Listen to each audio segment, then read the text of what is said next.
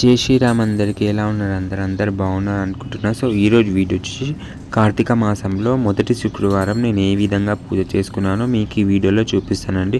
So వీడియోని తప్పకుండా last వరకు చూడండి. నచ్చితే మాత్రం లైక్, షేర్ అండ్ సబ్స్క్రైబ్ చేయండి. సో అందరికన్నా మార్నింగ్ 4 o'clock లేసానండి. లేచిన తర్వాత ఇంటిని బయటిని మంచిగా శుభ్రం చేసుకొని వాటర్ చల్లుకున్నానండి.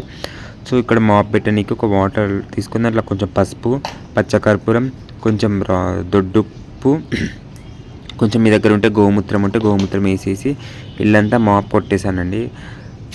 సో వీడియోలో కనిపిస్తున్నట్టు ఇల్లంతా క్లీన్గా మాప్ కొట్టేశాను. సో మీరు ఏ విధంగా శుక్రవారం పూజ చేసుకుంటారో ప్లీజ్ కామెంట్ చేసి చెప్పండి. సో ఇక్కడైతే మాప్ అయితే కొట్టేశానండి. తర్వాత వచ్చేసి బయట స్నానం చేసుకున్న తర్వాత బయట వచ్చేసి ముగ్గు అయితే వేసుకున్నానండి. నాకు ముగ్గులు అయితే నార్మల్గా రావు, ఏదో వచ్చిందే పదే వేస్తానండి. నేర్చుకోవాలండి ముగ్గు. సో నార్మల్గా ఇదైతే అందరికి వచ్చు కాబట్టి అష్టదళం పద్మ ముగ్గు. సో ఇదే నేను ఫైనల్గా వేసుకుంటున్నానండి.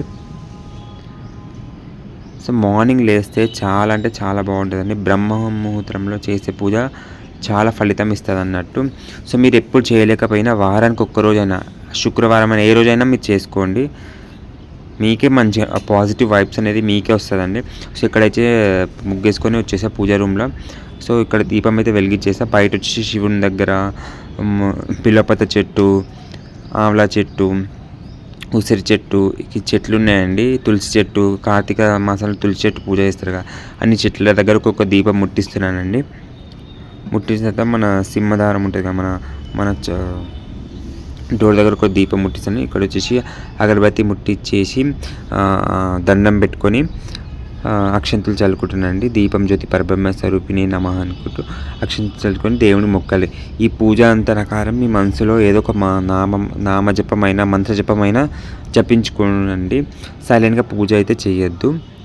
సో ఇక్కడ చూడొచ్చు నేను పంచగవ్య దీపం పెట్టాను. అది మొత్తం వెలిగిపోయి ఇట్లా ఈ విధంగా ఇంకొకటి ధూపం అయితే కంపల్సరీ ఇవ్వాలండి. మీరు నార్మల్గా సింపుల్గా పూజ చేసుకున్న వారానికి ఒక్కరోజైనా ధూపం అయితే ఇవ్వండి. ధూపం అనేది దేవుడికి దగ్గర దాకా పోతుంది అన్నట్టు. తర్వాత లాస్ట్లో నేను వచ్చేసి ఇక్కడ పాఠాలు చదువుకుంటున్నానండి. నార్మల్గా మీకు ఏం నచ్చితే అది చేసుకుని నేనైతే లలిత పంచరత్నం చేసుకున్నాను, వజ్ర కవచం చేసుకున్నాను, కనకధార స్తోత్రం కూడా చేసుకోవచ్చు, చాలా బాగుంటుంది. సో వీడియో నచ్చితే లైక్, షేర్ అండ్ సబ్స్క్రైబ్ చేయండి. Thank you.